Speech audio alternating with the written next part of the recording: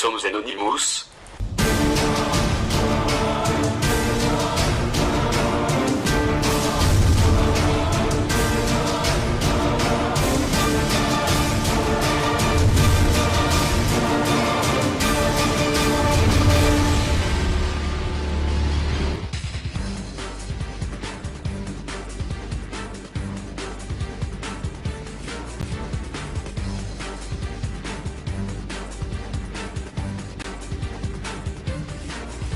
Communiqué de presse Anonymous. Cette vidéo a été réalisée par la chaîne YouTube Anonymous 00089. Aujourd'hui nous allons parler de Manuel Valls, peuple du monde libre. Issu de la plus haute bourgeoisie catalane par son père, et d'une famille suisse, enrichie dans le trafic de l'or par sa mère, ce fils d'un célèbre peintre, catalan nullement anti-franquiste, a grandi dans un milieu paix, dans une maison, située en face de l'île Saint-Louis. Ce qui lui a permis de fréquenter le gratin des beaux-arts, mais aussi de la politique.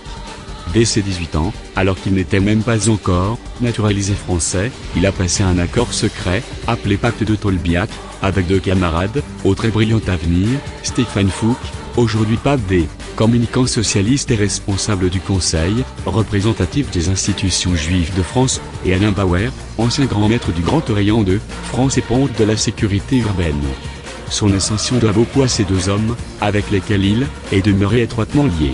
Le nouveau Premier ministre est aussi l'incarnation même du nouveau Parti socialiste tel que défini par son think tank Terra Nova, un pur apparatchik, rompu au jeu d'appareil, à la fois boboisé, social-démocrate modéré en apparence, mais surtout haineux vis-à-vis de ses adversaires politiques, prêt à toutes les compromissions, avec les milieux sarkoïstes recentrés, libéral ralliés au mondialisme, à l'européisme, au métissage et au multiculturalisme.